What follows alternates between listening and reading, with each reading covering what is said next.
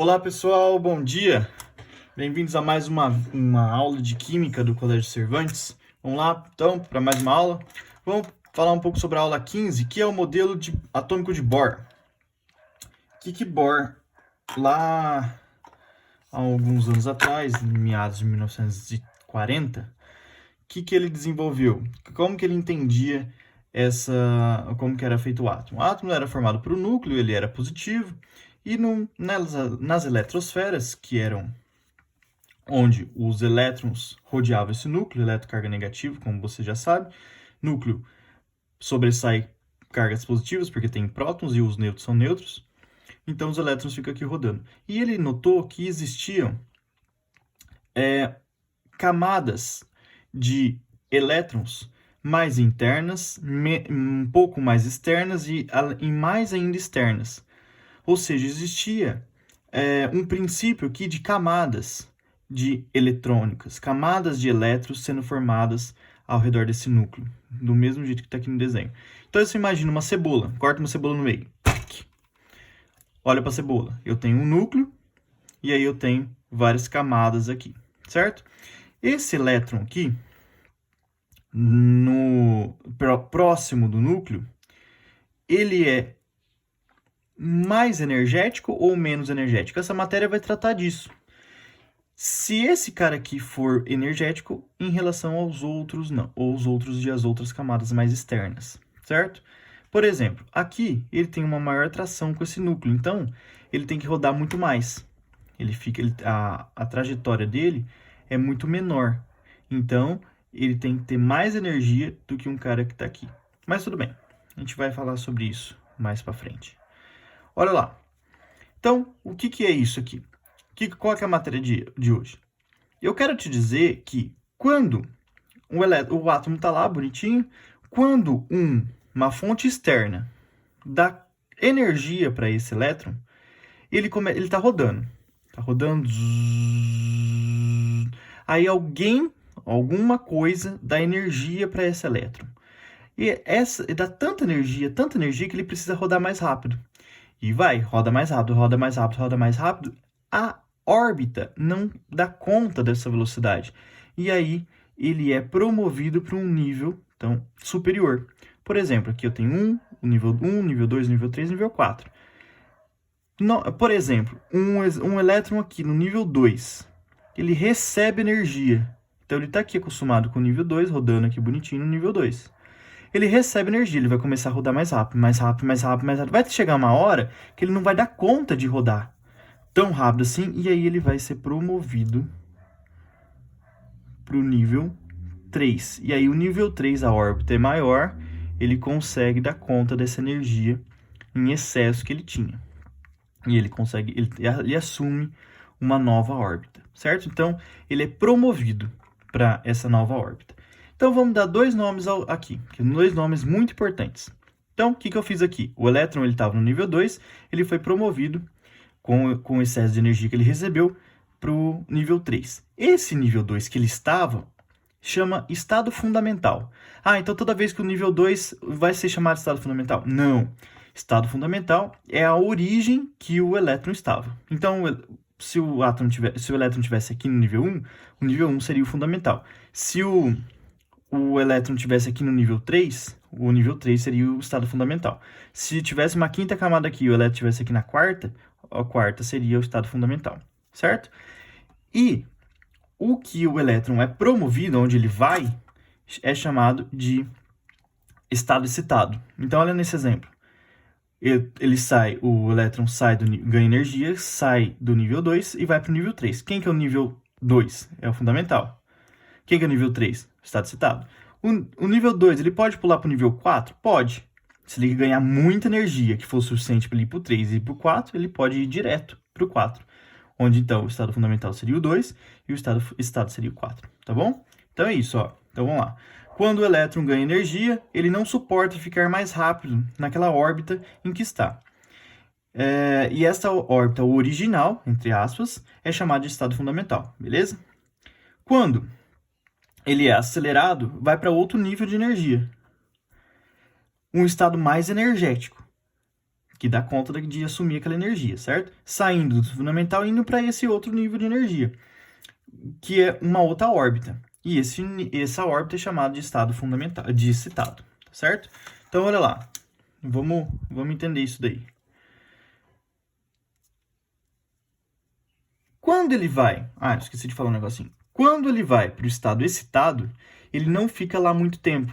Ele quer ficar no seu lugar de origem. Então, ele recebe energia, ele sai do estado fundamental, chega no excitado, e aí fica lá pouco tempo. Nesse pouco tempo que ele fica no estado excitado, ele está lá, mantendo sua organização.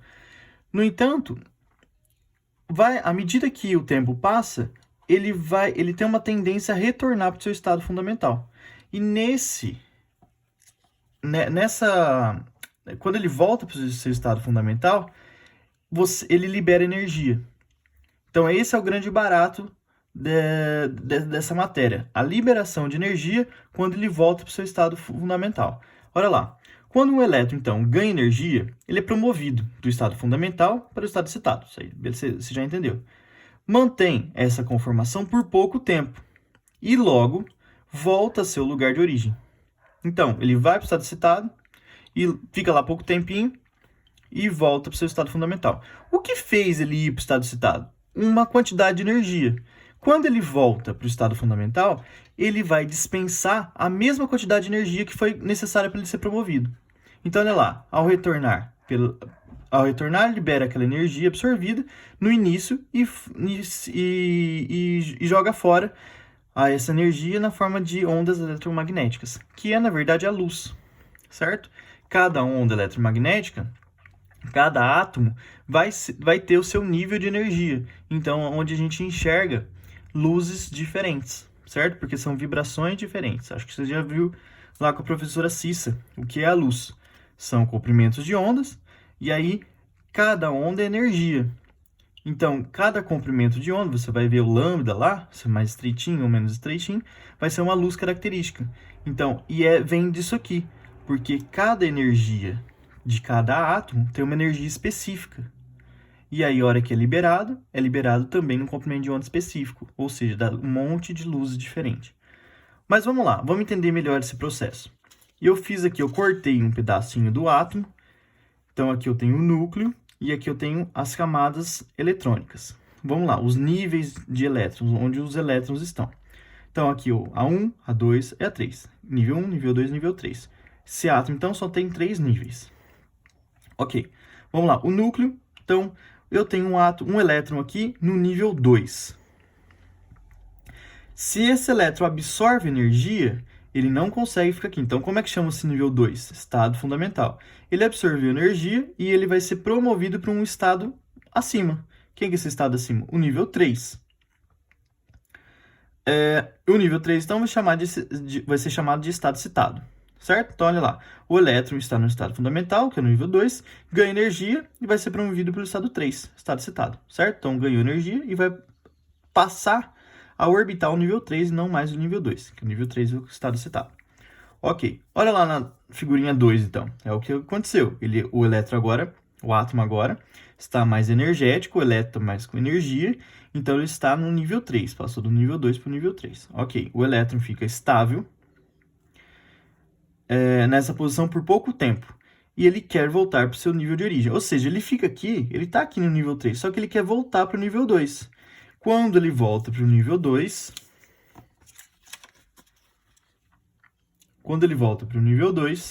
que vai acontecer? Ele vai voltar aqui e ele vai liberar uma certa energia. A mesma energia que ele absorveu antes.